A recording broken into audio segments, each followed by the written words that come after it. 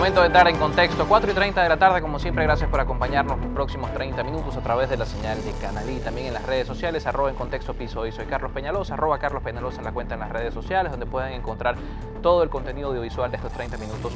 Hoy vamos a conversar de economía y vamos a usar en las redes sociales la etiqueta en contexto económico, y entramos precisamente en contexto antes de presentar a nuestro invitado. Pues Venezuela es un país que en los últimos 7 años, según algunas analistas del tema económico, también de lo que tiene que ver con organizaciones internacionales que hacen seguimiento a los mercados financieros, es un país que ha reducido su Producto Interno Bruto en cerca de 80%, distintos trimestres de caída consecutiva tiene la economía venezolana, también sectores importantes como el caso de la industria de hidrocarburos se ha reducido su capacidad productiva en los últimos años, principal fuente de recursos de divisas para Venezuela.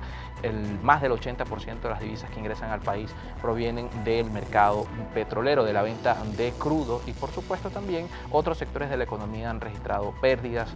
Condindustria ha señalado que en los últimos años más de medio millón de empresas han cerrado sus puertas en Venezuela. Sin embargo, en ese contexto, en los últimos tiempos, en los últimos años se han tomado una serie de medidas que han cambiado un poco la visión respecto a lo que ocurre en Venezuela. Hoy hablamos de invertir en Venezuela en un contexto que ya hemos mencionado, de caída, de regulaciones, de inseguridad jurídica que también han señalado los empresarios afectan todo lo que tiene que ver con el desarrollo de las actividades económicas. Para profundizar este tema, Oscar Doval está con nosotros. Él es consultor financiero y también presidente de Fenecapital. Muchísimas gracias por estar con nosotros. Gracias a ti, Carlos, por la invitación. Muy complacido de estar en tu espacio.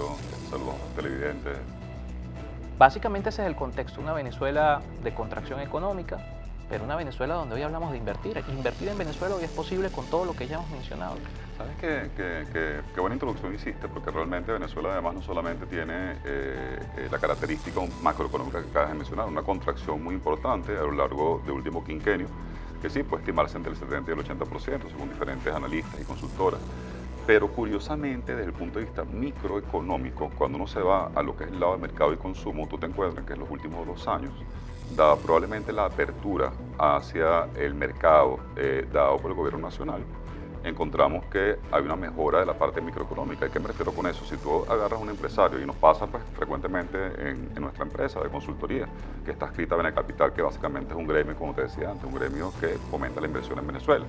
De repente viene un empresario a hacer algún tipo de consultoría pues, o preguntas de carácter estratégico financiero, y te están diciendo de entrada que este año, por ejemplo, incrementaron las ventas, si hablamos de volumen, en torno a un 30%.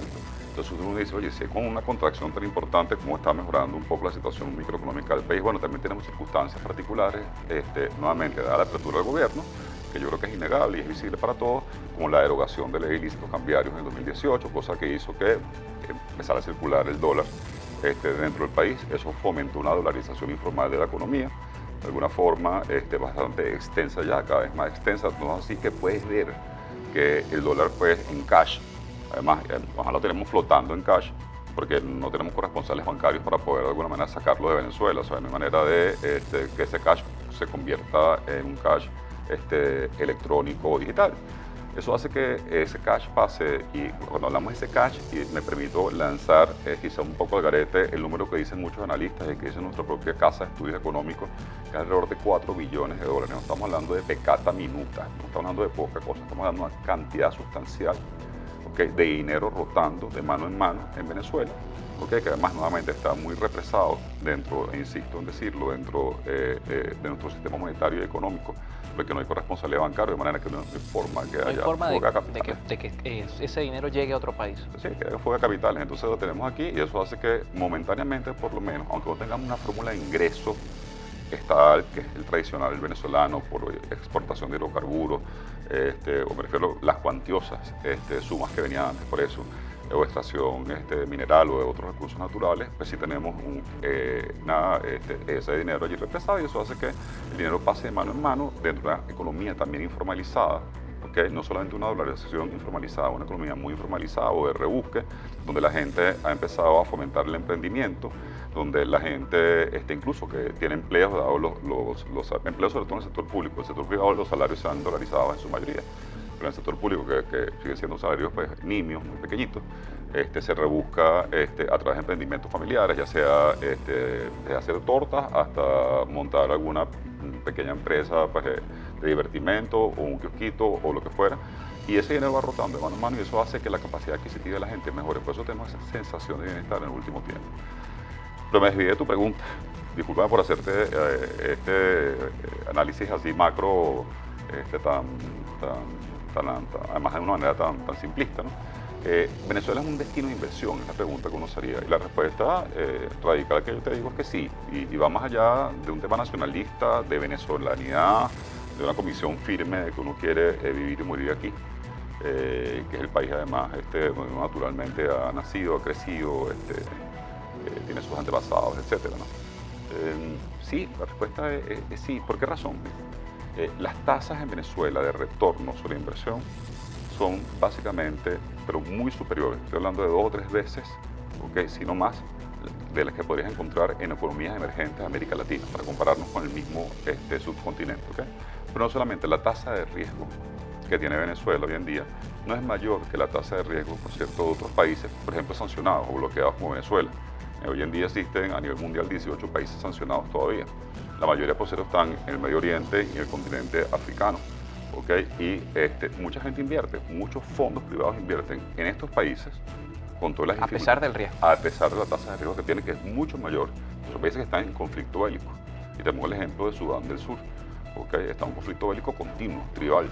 O el mismo Libia, por ejemplo, que es un país que apenas salió de las sanciones tras la muerte de Gaddafi.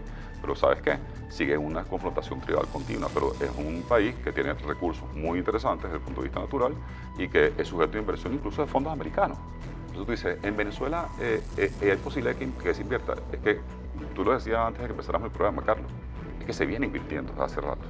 O sea, claro, a lo mejor de manera informal. Nos toca hacer una pausa, pero en esa misma realidad de inversión en estos países, ¿cómo está la seguridad jurídica? Porque los empresarios venezolanos, en el caso concreto, no de la inversión extranjera, en el caso del empresariado venezolano, la seguridad jurídica es un factor fundamental que los ha impedido en algunos casos, así lo sostiene Fede Cámaras y otros organismos, otras cámaras, los ha impedido colocar dinero en una inversión, en un proyecto, por miedo a que ese proyecto o lo expropien o de alguna forma se vea afectado por decisiones de un Estado que en el pasado ha ido contra el empresariado bajo el alegato de que los empresarios están detrás de un golpe de Estado o los empresarios están detrás del desabastecimiento, detrás de la especulación. Lo vamos a conversar en la siguiente parte del espacio. Oscar Doval está con nosotros, él es asesor financiero y también presidente de Beni Capital. Al regreso seguimos con más.